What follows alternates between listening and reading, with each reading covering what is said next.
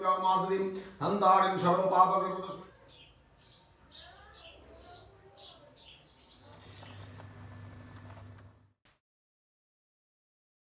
আর কাল দুদিন আপনাদের সঙ্গে গল্প করব বলেই আজ সন্ধ্যে থেকেই ভিডিওটা শুরু করলাম। ছেলেকে নিয়ে চলে এসেছি আমার বাপের বাড়িতে মানে আমার কাকিমার ফ্ল্যাটে। দেখুন ছেলে ২-৩ মাস বাদে এসছে, ওকে দেখে বাড়ির হোস্টের অবস্থা দেখুন, খুশিতে সে মানে কি করবে ঠিক করতে পারছে না। ছেলেকে ঘিরে চারপাশ ধরে শুধু পাক খেয়ে যাচ্ছে। আসল ছেলেকে নিয়ে বেরিয়েছি সরস্বতী ঠাকুর, আগামীকাল তো সরস্বতী পুজো, ঠাকুর কিনবো বলে। কারণ প্রতি বছর ও আর ওর বাবাই যায়, এবছর ওর বাবার শরীরটা ভালো না বলেই আমরা দুজনে এসছি। কাকির বাড়ি থেকে বেরিয়ে চলে এসছি বাজারে। ছেলে তো নানা অ্যাঙ্গেল থেকে ঠাকুরের মুখ দেখছে, কার চোখ সুন্দর, সেই ফাঁকে আমি একটু ভিডিও করে নিলাম। অবশেষে মাকে নিয়ে আসলাম আমার বাড়িতে। পরের দিন সকাল। আমার মতো সব বাঙালিকেই যদি জিজ্ঞাসা করা হয় প্রিয় দিন কোনগুলো, দুর্গাপুজোর 4টে দিনের পর বোধহয় সবার ঠোঁটেই এই সরস্বতী পুজোর নামটা চলে আসবে। কেননা যবে থেকে একটু বোধ হয়েছে ছোটোবেলা, যে ঠাকুরের পাশে বসে প্রথম অঞ্জলি দিয়েছি সেটা মনে হয় মা সরস্বতী। অনেক স্মৃতি আমাদের সবারই এই পুজোর সঙ্গে জড়িত। এখন তো অনেকে আবার এই সরস্বতী পুজোর দিনটিকে মানে এই জেনারেশন ভ্যালেন্টাইন্স ডে হিসাবেও বলে। সেই মার 12 হাত শাড়িকে কোনো রকমে শরীরে জড়িয়ে বন্ধুদের সঙ্গে স্কুলে গিয়ে খিচুড়ি খাওয়া, এই স্মৃতি আমাদের সবার আছে। এ এক আলাদা আনন্দ। শত কড়া শাসনের বাড়িতেও কিন্তু এই দিনটা সকাল থেকে ছাড় থাকতো, যেখানে যাওয়ার, স্কুলে যাওয়ার। যাই হোক, সময় মেনে আমার ঠাকুরমশাই ঠিক টাইমে চলে এসছে। আজকে শীতটাও বড় আরামদায়ক, হালকা একটা ঠান্ডা রয়েছে। সকালবেলা হলুদ তেল মিশিয়ে নিজেও স্নান করেছি, ছেলেকেও বললাম। এটা একদম সেই ছোট্টবেলার থেকে বাপের বাড়িতেই দেখেছি, ঠাম্মা বলতো হলুদ তেল মেখে আজকের দিনে স্নান করতে হয়। আর ছেলের বিয়ে বাড়ি আছে, তাই জন্য ঠাকুরমশাই বলেছিলেন 8:30টায় আসবে। আমাকে আবার তাকে ফোন করে 8টায় আসতে বলতে হয়েছে। এখনো পর্যন্ত আমার ছেলে ঠাকুরে বিশ্বাস বা এই সংস্কারটা মানে, এটা খুব ভালো লাগে।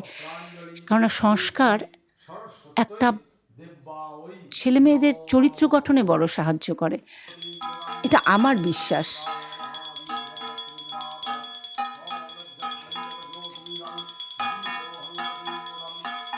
আমি এখনও অঞ্জলি দিই। পড়াশোনাটা অনেক দিনই ছেড়ে দিয়েছি, তো মানে শেষ হয়ে গেছে।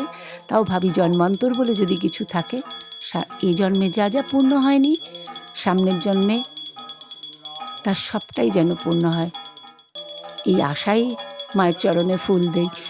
যাই হোক, আজকে আমাদের আর একটা খুব সুন্দর মিষ্টি নিয়ম আছে। পুজোর পরেই সেই নিয়মেই যাব। এই যে নিয়মটার কথা বলছিলাম, জোড়া ইলিশ আর জোড়া বেগুন পুজো হয়।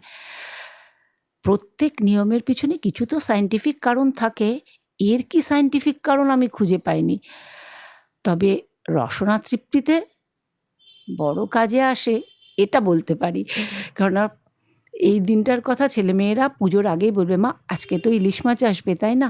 তবে ওই যে বড় হয়ে গেছে মেয়ে, আজকে তার নিজের শ্বশুরবাড়ি, ছেলেও বেরিয়ে যাবে বিয়ে বাড়ি, তবে বলে গেছে যে আমি ফিরে এসে কিন্তু আমার মাছটা রেখো। এই মাছের যাই হোক অনেক নিয়ম আছে। এর আবার কোল গাধা বার করা যায় না, লম্বা লম্বা গোল গোল করে কাটতে হয়। আবার রান্না করার সময় জানেন তো ফোড়ন দেওয়া যাবে না। অনেক দিন বাদে নিচে বসে কাটছি, তো এখন তো বসে সবজি মাছ কাটার দিন চলেই গেছে। তাই মাছটাকে আয়ত্তে এনে কাটতে আমাকে একটু বেগ পেতেই হয়েছিল। তাও খুব সুন্দর যে রাউন্ড শেপে কেটেছি সেটাও বলতে পারবো না। যাই হোক, সরস্বতী পুজোর দিন কিন্তু এবার আবার একাদশী পড়েছিল। আমার শাশুড়ি মা একাদশী করেন, তাই উনি আজকের দিনে মাছটা খাবেন না। তাই ওনার জন্য একটু ধোকা বানিয়েছি। ওই যে কুকমির যে ধোকার প্যাকেটটা থাকে রেডি, সেটাকেই বানাচ্ছি।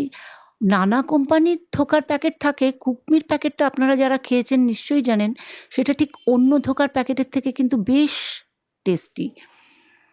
কারণ শীতের ফুলকপি বাঁধাকপি অনেক দিন ধরেই চলছে খাওয়া, এখন আর কেউ খেতে চায় না। আর এখন এই রেডিমেড ধোকাটা পাওয়া যায়, একটুখানি কড়াইয়ে কষিয়ে নিয়ে পিস পিস করে কেটে ভেজে যেমন নর্মালি ঝোল করে সেরকমই নিরামিষ করে তারপরে মাছ রান্নায় যাব।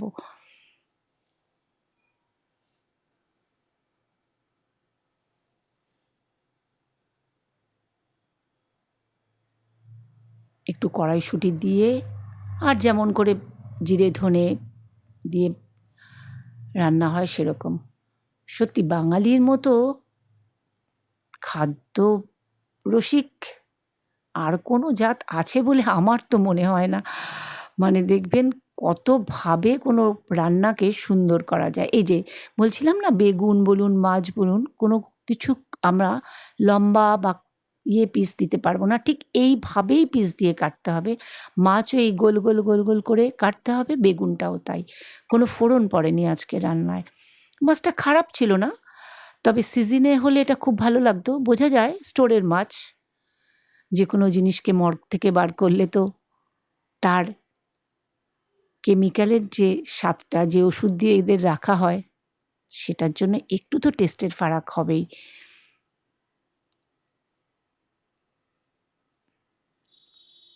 এখন বিকেল 3টে, শাশুড়িমা বললেন ছেলে এসছে,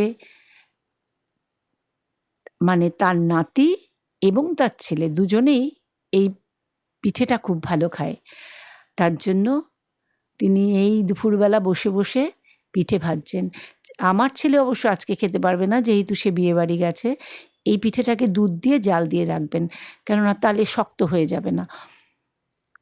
এ এক অন্য ভালোবাসা, যে ভালোবাসার কোনো হিসেব হয় না। এই ভালোবাসার জন্য কোনো সুদ পেতে কোনো ব্যাংকে যেতেও হয় না। এই যে চিতই পিঠা খুব সুন্দর উঠেছে। আজ সবাইকে এই মিষ্টি পিঠের নিমন্ত্রণ জানিয়ে আজকের মতো ভিডিওটা শেষ করব। ভালো থাকবেন সবাই। আবার দেখা হবে আরেকটি নতুন দিনে।